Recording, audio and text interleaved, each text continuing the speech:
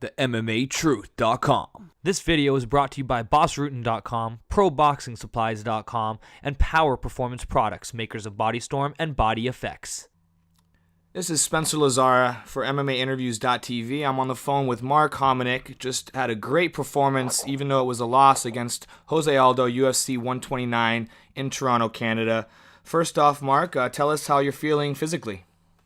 Physically, I'm fine. In the fight, I definitely looked a lot worse than I was. My eyes are black, but, I'm okay. 100% healthy. Did a CT scan after the fight. Nothing's fractured, and everything's fine. Just looked a little worse than I am. Talk about how kickboxing has helped you prepare for a tough fight like this. The ability to take shots and damage and whatnot.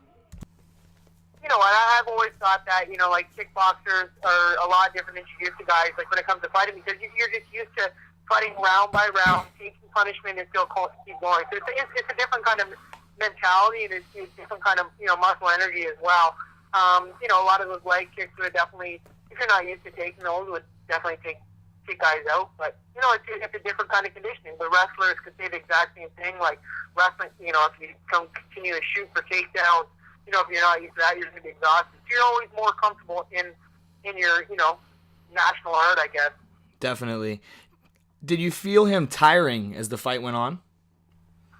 Even in the first round, I could feel him breathing hard and, just continue. So, when he took me down to the ground, a lot of time in my head I was thinking, okay, I'm just going to hold on because I know he's not doing any damage. And when I stand up, he's going to be more tired than I am.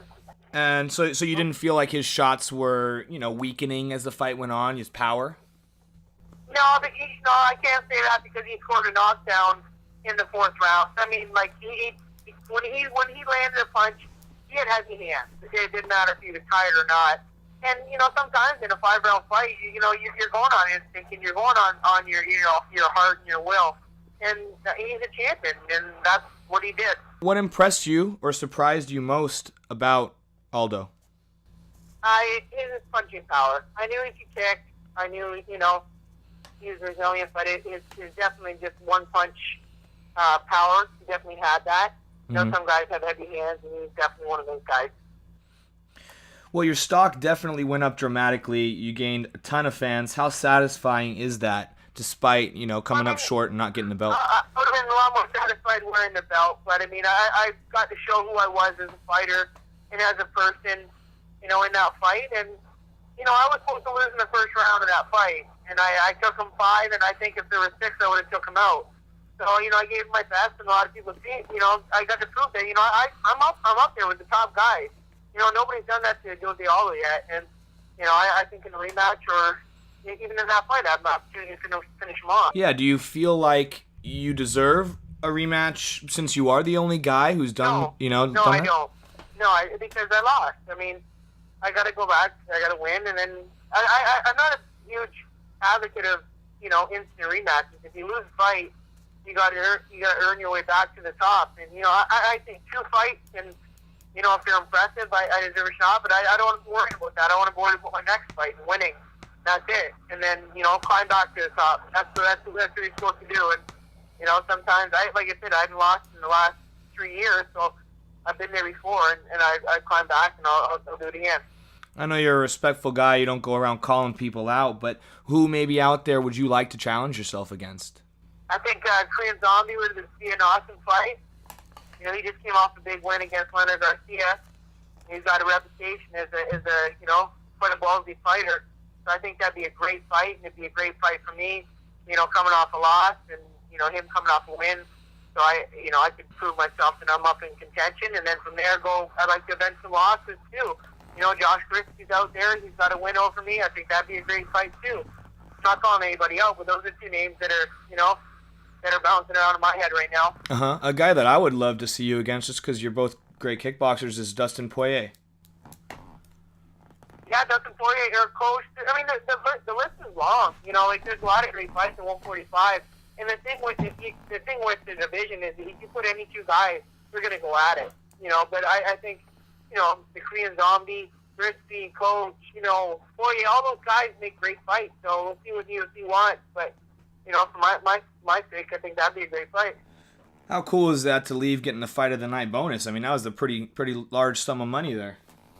It's a life-changing thing. And my wife and I are expecting a baby this week, so that's something that I can, put in a college fund, and that's, like I said, life-changing, especially when you're not expecting it. I don't go in there, and like when Dana announces that they're giving X amount for bonus, it doesn't even trigger in my brain. I don't think about that. All I think about is winning. Like, I know that a lot of times my fights are, exciting or whatever, my style kind of leads that, but that's not a real motivator for me. Like, winning is always the motivator. So this is just like a bonus, really, that was completely unexpected. Sure, especially in a title fight. I mean, you're trying to win that belt. You're not, who cares about the money. It was just like, it's huge for my family, and I'm just honored. And, I'm thrilled with it. I seen it today. I got it in the mail, and I took a picture of it. I'm so happy. Congratulations on your baby. Is it a boy or girl? Do we know? Baby girl. We're just waiting right now, day by day. I'm kind of hoping my wife pulls off a little bit more, so like my black eyes go away for the baby picture. Definitely. So, talk a little bit about the atmosphere in that 55,000 person crowd, and in your home country.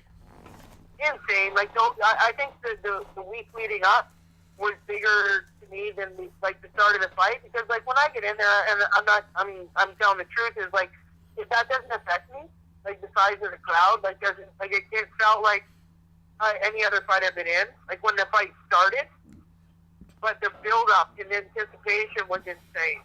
Like, just, the size of the marketing and the size of the, anticipation and build up for the fight was just like immense. But the last 30 seconds, I was feeding off the crowd. There's no question. It's the first time in my whole career I've ever done that. Mm-hmm. Like, they were just so loud that they were motivating me, and they were just making every punch I threw, come harder. Well, the rest of you had a great performance. You also had the other Canadians do very well, George St. Pierre and Rory Macdonald. Talk about those guys. I'm a huge fan of Rory Macdonald. I just think he's so mature for his age, not just as a fighter, but as a person. He's got a great mindset, and he's like the new wave, fighters. I didn't get a chance to see George's fight because I had to go to the doctors to get checked out after, so I don't really have a comment on George's fight, but, there's nobody in the sport I respect more than George, inside and outside the cage. I try and model myself after him, so he's definitely a big idol for myself. But, yeah, Rory, he's the future, and, yeah, he's 21 years old, and to do what he did to Nate Diaz, you've never seen Nate Diaz get tossed around like that. MMA is growing tremendously in Canada. How satisfying is that for you? Oh, it's huge. Like I said, this is my 10th year fighting professionally, and that was the first time I got to fight in my home province. And we got to show everybody, because it was weird, because a lot of the media, the fans, a lot of the people that were there at the event at the Rogers Center, it was their first time seeing MMA, which is crazy, because we've all been a part of MMA, like growth over the last, especially 6 years. But the event on Saturday, it was people's first viewing.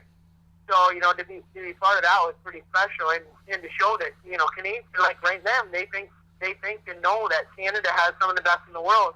We got to showcase that. Yeah. Well, man, definitely can say congratulations. Your fan base has probably just skyrocketed incredibly from that, and your notoriety. So congratulations on that, and as well as your baby girl. Anything else you'd like to shout out? No, just all the fans. I've been getting, especially on Twitter and stuff like that. I've been getting such a great response from everybody, and I appreciate all the feedback. And I'm gonna come back stronger. And I can guarantee I'm gonna be champion one day. And I'm not going to stop till I get that belt. Great. Well, if Dana White's listening, definitely you want Josh Grispi here, the Korean Zombie. And we'll definitely hope to see that fight happening when you get healed up and spend some time with your family. I appreciate it. Thank you very much. We are the CFL Ring Girls, and you're watching MMAinterviews.tv.